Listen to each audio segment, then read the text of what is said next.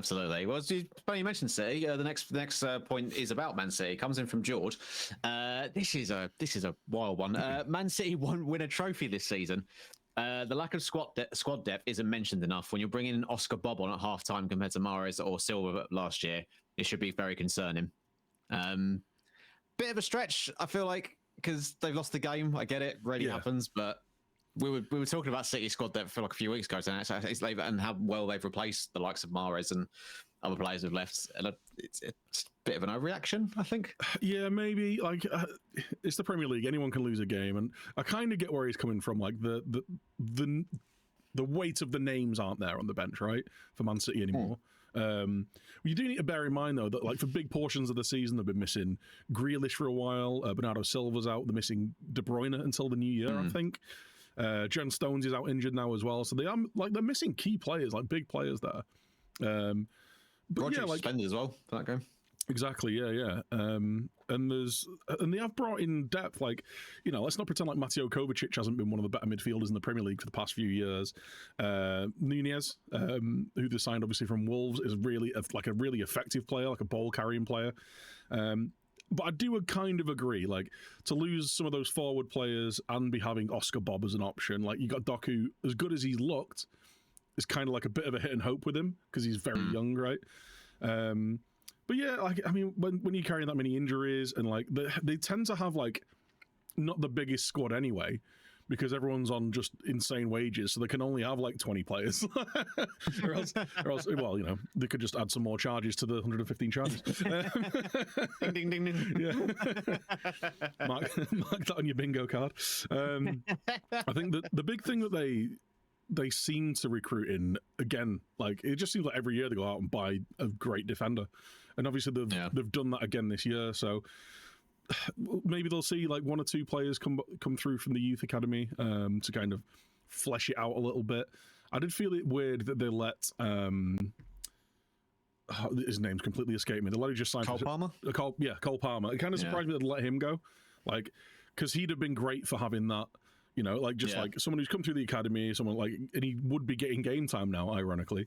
But it sounded like he wanted the move. So fair enough with that. Like I say, they brought Doku in. He's looked really good when Jack Grealish is back full fitness and full flying. He's going to be great. Julian Alvarez, as we were saying about the other week, looks amazing. Like he's just getting better. Like it feels like he's getting better every week. And that free kick was incredible. It was unreal. He's just got that kind of magic touch, I feel, with him, and he could be like a really, really important player, and maybe kind of lessen the blow of some of these older players leaving. Like, Kevin De Bruyne is like in his like 32, 33 now. Like, you're gonna have to think about replacing him eventually, and like just relieving that pressure of finding the next person who's going to be the X factor. He could really help them with that. As far as not winning anything, they're still the team to beat in pretty much every competition.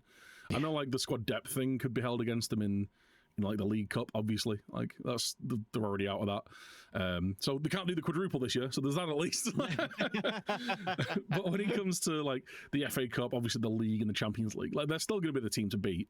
And unless they have like a catastrophic injury crisis, like, circa Liverpool 3 or 4 years ago, I don't see them not being at the top of every tournament they're in.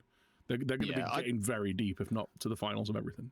Yeah, I don't think. I think. I know the table's looking a bit better now. I still, like you say, I still think they seem to be for the league. I never really had them down as winning the Champions League, but like, just because it's so insanely difficult unless you're Real Madrid to retain it, right? And also, like, I don't know. I just feel like I feel they'll get far in the Champions League, but I just don't see them winning it again. I feel like chasing it for that long, finally doing it, and then trying to find the motivation to do it again the following year isn't always the easiest thing. It's easy if you're Real Madrid because that's the competition that Real Madrid win. Like, it's just what they do. Whereas like City, I think they're going to have a bit of a, again, they'll get to like the semi-finals and get knocked out by like Bayern or Real or something. But yeah, to say they're not going to win anything, I think is a stretch. And it would be I'd be mental if it happened. I'd be all for it because it is quite boring watching City win everything. But I just Oh yeah, I can't see it myself. if it means that City aren't going to win anything, but that just means that like Liverpool or Arsenal are going to win stuff, and that'll be even worse because they've actually got fans and like they're insufferable. No, but remember, there's that big FA conspiracy against Liverpool. So Oh yeah, and now they're asking for the recordings from the weekend so that they can do what get a replay. Like I don't know. We'll get into all of that because Christ.